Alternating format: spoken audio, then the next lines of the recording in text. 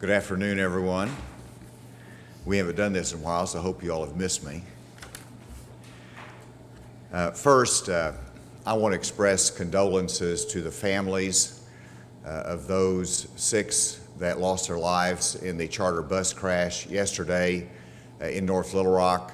I was briefed today by Colonel Bill Bryant, head of the Arkansas State Police, on the investigation and on the response of the state police and the coordination with other agencies. This is certainly a serious tragedy that bears exploring, but our first consideration, of course, is to those that lost loved ones there, but also the injured that are still trying to recover. Today, I wanted to make an announcement to everyone and respond to any questions you might have.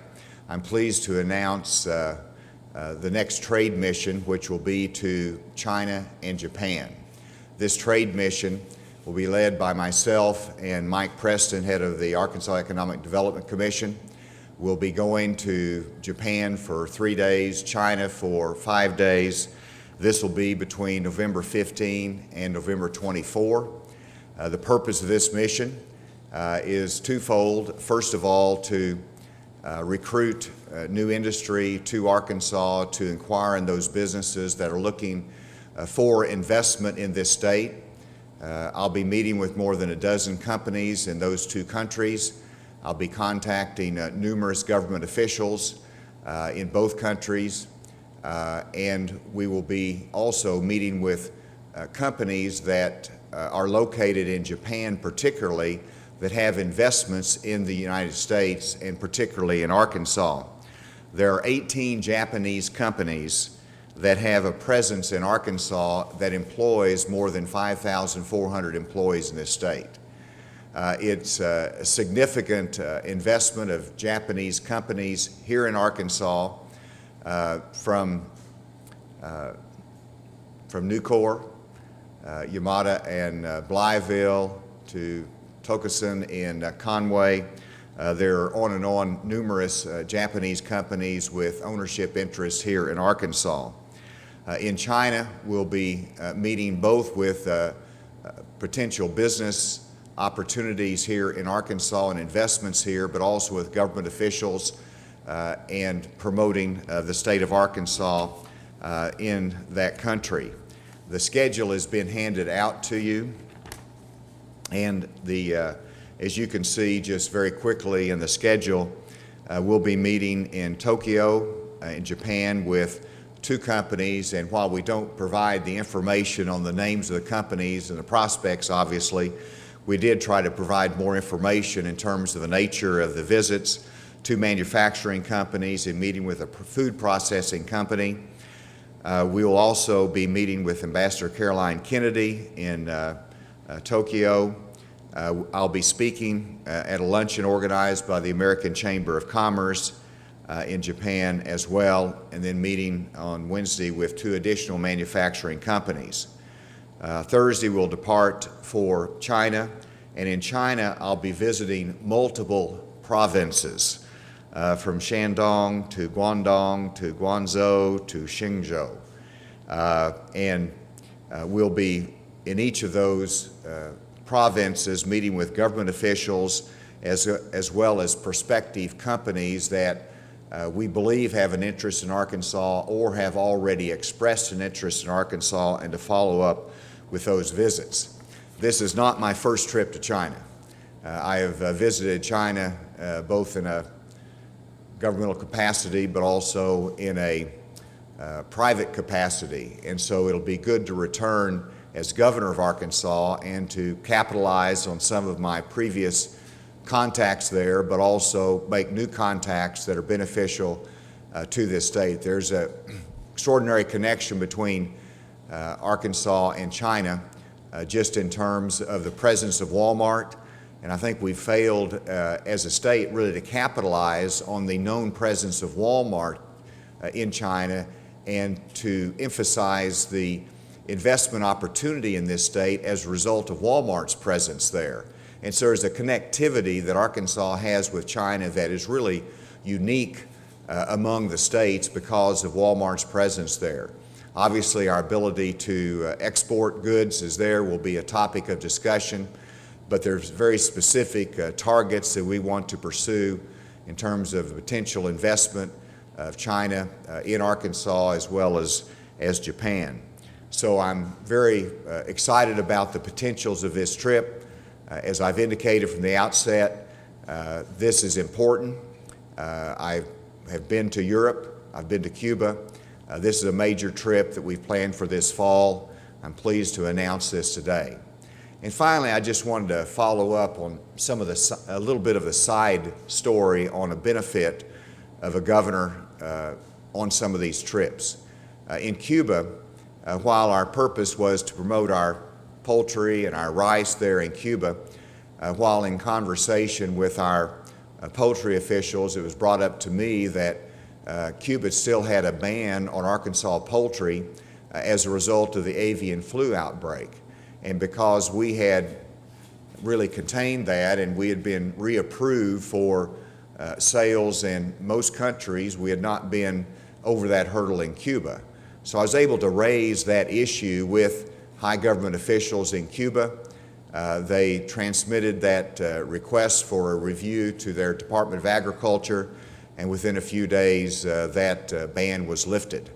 And so those are the kind of things that a governor can do on a trip, issues that can be raised that really cannot be addressed otherwise than sometimes in a face-to-face visit, which is most effective in building those relationships. So with that, I'll be happy to turn it over for any questions you might have. Do you have an estimate on how much it's going to cost, how much it's going to cost, and who's paying for it? Is it the state foundation? This trip will be paid for out of the budget of AEDC, as well as a part paid for by the foundation. AEDC will be able to give you the specifics on the amount of the cost. Is it just you and Preston or anyone else? No, there will be, it's really a small delegation. We're not bringing, as we did to Cuba, a set of business as well. This is a small delegation. Will be myself and the First Lady will be accompanying me, and then Mike Preston and Mark Hammer, I know, is going with AEDC. There might be one more that's accompanying on the trip, but it's a fairly small delegation. How soon do you think you'll be able to announce a project in Arkansas? We'll have to wait and see. I don't have any announcement today. And these, in Europe, we were fortunate to make a contact with Aerojet Rocketdyne that we subsequently had an announcement in East Camden. And certainly the trip aided in that expansion of jobs there. Many of the calls that we make bear fruition over times. I look at the, 18 Japanese companies that are located in this state. I think those companies are located here and have 5,000 employees based upon spade work that's been done over many years. And that bears the fruit of it. And it's interesting to note that we don't have the same type of investment in China or from China, and I think there's an opportunity there. So I don't have expectations of immediate results, although we want to make some very specific calls, but this is important work to be done to create the opportunities for Arkansas in the future. Can you talk a little bit more about Walmart and maybe the missed opportunities that we've had there in the past, and are you meeting with Walmart officials over there, and are they helping broker some of these? Walmart's like a country to themselves as they have their presence in China, and I do hope to go through a Walmart store while I'm there and to have some contact with Walmart, but they have a very extensive presence there. They've announced continued expansions, and so it's not just China, but it's across the globe. People know Walmart, but they don't always know that Sam Walton from Northwest Arkansas founded the company. I knew him. He's an Arkansas Jim. The international home of Walmart is in Arkansas, and to make that connection, and then to emphasize that Walmart's priority is to bring manufacturing here back to the United States. And China at the same time is recognizing the need to have some of their manufacturing moved to the United States. And so if they want to market goods to Walmart, the best means to do that is have manufacturing facilities here in the United States. There's not a better place than Arkansas, both in terms of our skilled workforce, but also it's a good relationship with Walmart. You got to read that you had contacts already in China. How did you have those relationships already built? It's just a private sector. I took a business development trip to China and developed some contacts there. And actually, I went to northern China. We're going into a couple different provinces there. But with my background in homeland security and government and in the private sector, you develop some relationships over time, and you also develop name recognition in terms of they recognize my previous service in government, and they're very happy to meet with me. And and you have to remember that in China, the businesses are still, to a certain extent, centrally controlled by the Communist Party. And so in one instance, I was negotiating there in a private sector transaction, and in the middle of the negotiation, the company that I was dealing with had to break because they had to call Beijing for instructions. And that kind of government-to-government relationship is obviously more important in China than it is in Japan. But that's what I've been able to develop to a certain extent through the years, and anxious to bring that to the benefit of this state. You know how many times you've been to China? Oh, I've been to China once in the northern sector. I've been to Hong Kong twice. You talked about exports, or in the Cuba situation too. Are there barriers to exports to either of these countries, but probably mainly China, that you know of that are problems for us that you specifically want to address while you're there? Well, there's still some restrictions, and we'll have to get more detail, but on the sale of agricultural products, there's some trade restrictions that restrict that market to a certain extent. But we want to be able to showcase Arkansas. If you look at our exports right now to China, they're largely in the aero defense industry, and so we will continue to talk about the fact that we have a $1.6 billion aero defense industry in Arkansas that is a prime prospect for China. In our steel production here, which really helps to showcase why Arkansas is a good investment state, because we have the availability of steel and steel production that's right here that's available in the manufacturing process.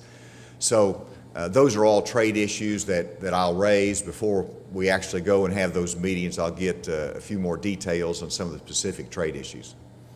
You gonna play basketball there? You might be ping pong. I actually was thinking about that, and I might do a little ping pong over there in China.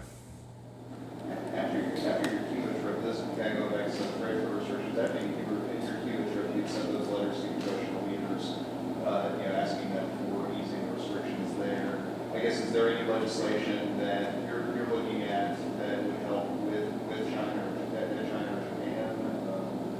I guess kind of after this trip that you may be pushing for. There's very free investment with Japan, and clearly they feel free to invest here with the investment of 18 companies. And I've met with some of the Japanese owners here in my office, and so it's good to be able to return that visit with them on their soil, which means a great deal in the Asian culture. And the same thing is true with China. We've had a number of delegations from China meet here in my office, and here I've met with in Arkansas, and to be able to reciprocate is very important. And so, Andrew, I think I forgot the point of the question. Yeah, I guess similarly to that, after the Cuba trip, you had some letters to legislative leaders, and you talked about those with legislation. Is there any similar legislation dealing with these countries? No, I don't point to any specific legislation I'm aware of now. There could be something that comes up, but, this really is wrapped up in the TTIP, or the Trade Promotion Authority that we've granted to the President, and so that will be something of discussion when I meet with our governmental officials there as well. All right. Well, listen, thank you for giving me this moment on a Friday. Y'all have a great weekend.